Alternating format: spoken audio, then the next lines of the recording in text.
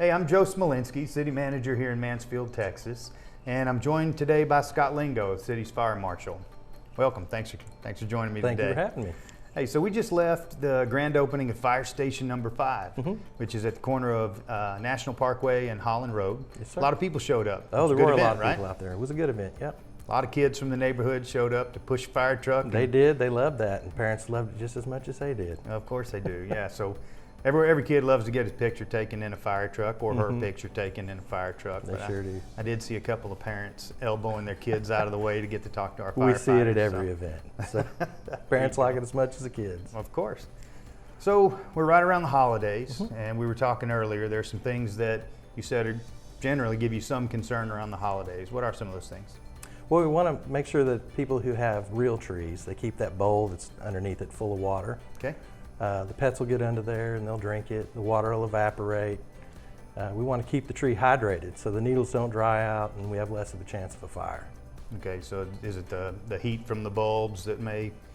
Just everything. The lack of the water, the heat. We start running our heat when eventually it's going to get cooler, and that just dries the tree out. So we keep the tree hydrated. Is that a promise that it'll get cooler?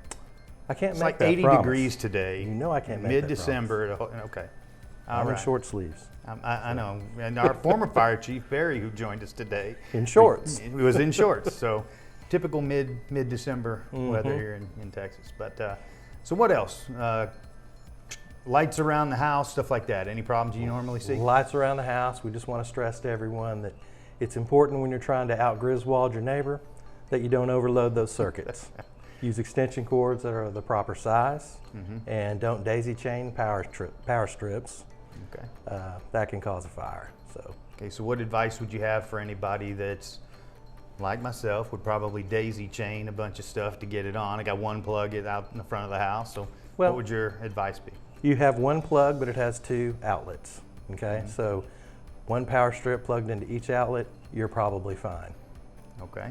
Otherwise, call an electrician. Call an electrician. Call a That's licensed right, electrician. licensed electrician. Okay, so talk just a little bit about fireworks. We made it through the 4th of July. We just had hometown holidays downtown, which is amazing. We did fireworks downtown. We sure did. But we don't allow fireworks in town anywhere. Tell us why, and tell us a little bit about what you and your folks did to keep the community safe while we were having fireworks. Okay, so our job was to make sure that the crowds were kept at a certain distance. Right before the fireworks, we have a lot of decisions to make. Is the wind right? Is there a train coming? Are the people back? Is everybody off the bridge? So that's where my people were behind the scenes.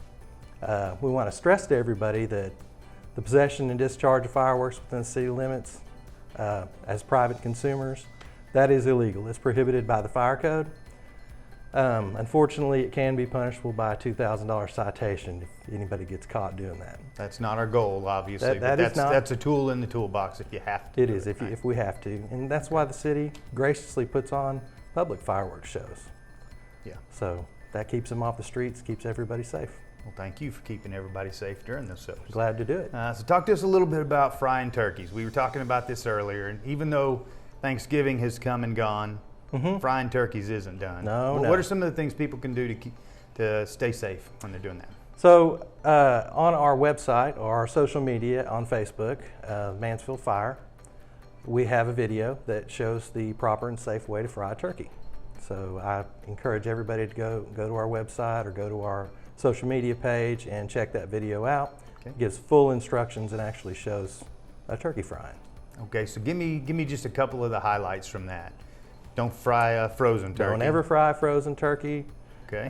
Whenever you're trying to measure how much oil to put in, you put the thawed turkey in the bucket, the empty bucket, and then fill the water up, draw a line, pull the turkey out, and where that line is, that's where you pour the oil up. That's where the grease will be after my turkey's in it and the That's fire's right. going. So what about when I put the turkey in initially, right? Not the water test, but after the grease is in there, it's nice and hot.